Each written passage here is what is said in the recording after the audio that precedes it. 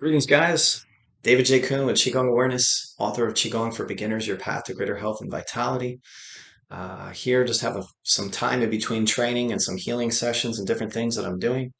And I wanted to talk to you guys a little bit about an exercise, fantastic exercise for the lazy person, okay? Person that doesn't want to do a lot of exercise, but wants to heal their lower back, okay? This is my acupuncture doll, okay? We'll get back to him.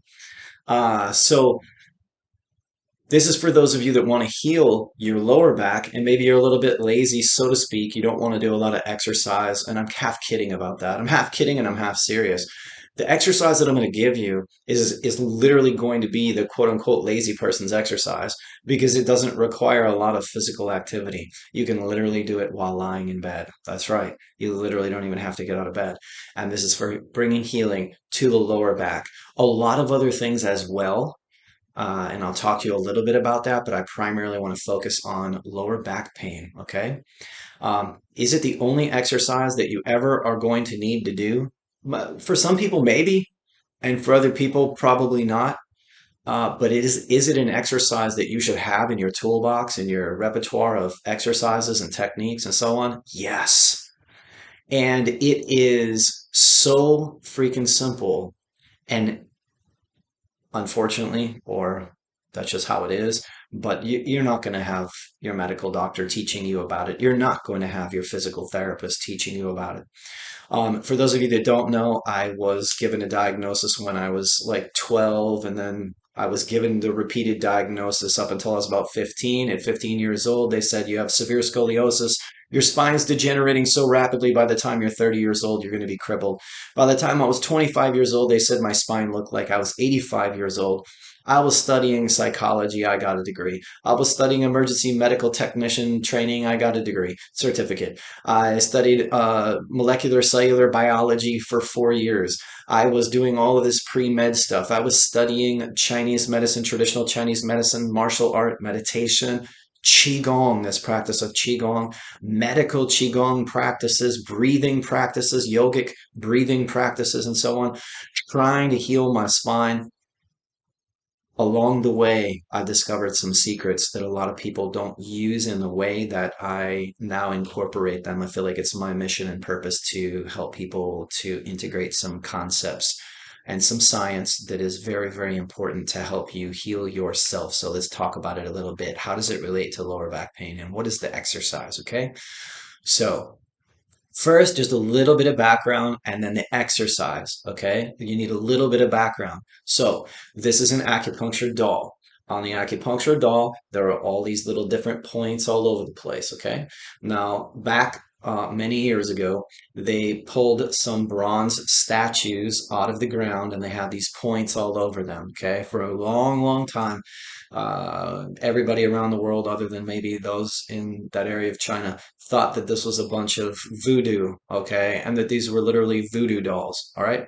In 1996, I believe it was, there were some researchers, and I believe they were in France, where they were able, through modern equipment, to identify every single one of the points here on the acupuncture doll. Okay, now these points are called meridians, they're channels, and there's energy running through these channels. In an acupuncture session, for example, a practitioner will sort of go through different diagnostic procedures.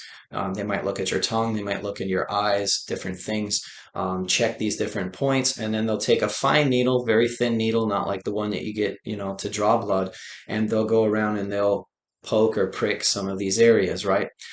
Certain styles of acupuncture practice hurt, others are very gentle, and you hardly feel anything. It depends on the practitioner and how they learned. Okay, it's a little bit about acupuncture. I actually do something called Medical Qigong, which is the father of acupuncture. We don't use needles, and I'm also a Qigong instructor, considered by some a master. So, as well as a martial arts, some would consider me a master as well. So, anyway, uh, Most important is I healed my own spine of that spinal disease. And I'd like to tell you something about the body and the acupuncture meridians and an area within the body, an epicenter right here, which would be around the navel center. Don't know if you could tell that's the person's navel center here on the doll, but this is like the person's navel center in the vicinity of the navel center. The navel center, super, super important, this area. In Chinese medicine, we call it the lower dantian. In Japanese martial arts, we call it the hara, and this is considered to be a source of power. It is considered to be a reservoir of energy. And in the yogic tradition, it is also referred to as um, the epicenter of the first, what they call the first psychic knot, and also the epicenter of something they call the Nadi's egg, which is similar to like the lower dantian. It houses like an egg that literally feeds out to your entire nervous system. This is a very important point. It feeds out to your entire nervous system.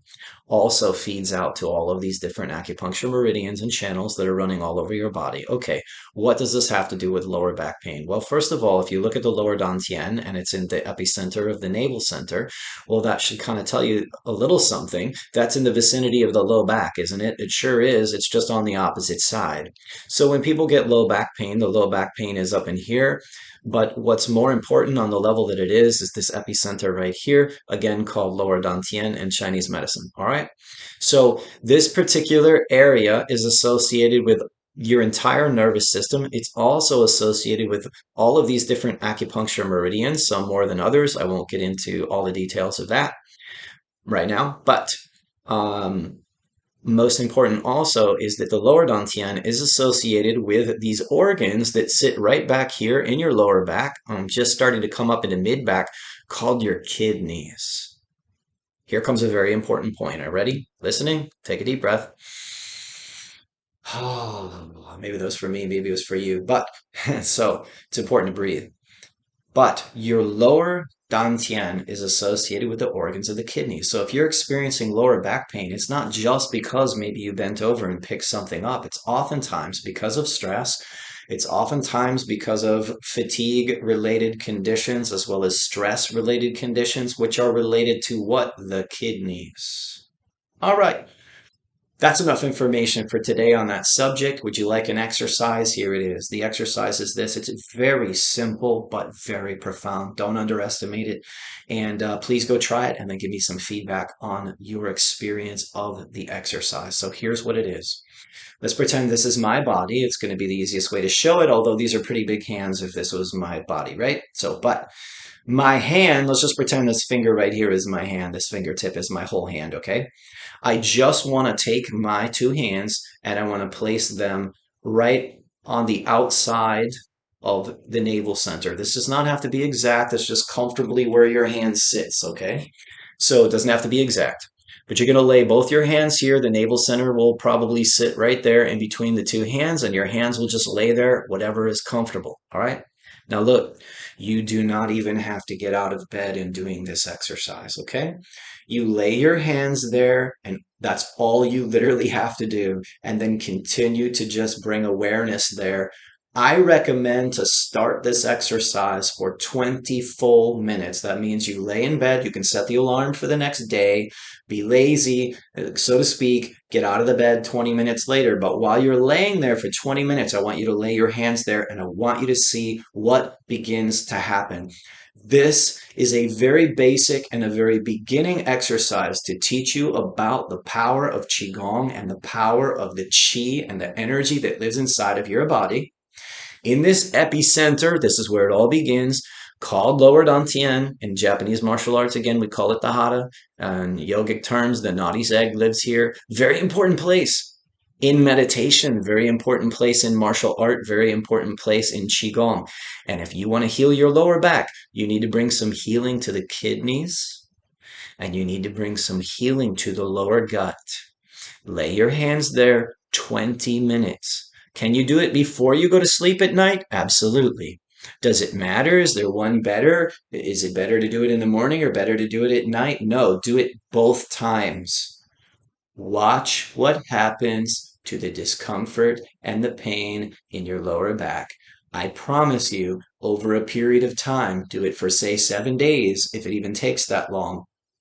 Watch what this starts to do to the pain in your lower back. Now, there's a lot more science to this. There's a lot more information to this. I could literally spend and have spent many hours teaching full weekend courses on how these kinds of things work and how it comes together and so on and so forth. But this is one very basic beginning exercise that everybody at any level should be practicing and should know about, because it is going to be very helpful for you in eliminating the pain in your back. It's also the low back in particular, and it's also going to help you eliminate things that are associated with that, including issues in the kidneys, stress, fatigue, anxiety, these types of things. All right. Let me know what you think. Please leave me a comment and pass it on to a friend if it works for you. All right. Thanks for tuning in. Again, David J. Coon with Qigong Awareness. Look forward to seeing you hopefully somewhere along the way or hearing from you. Let me know how this one works for you. Take care and good luck. Bye bye.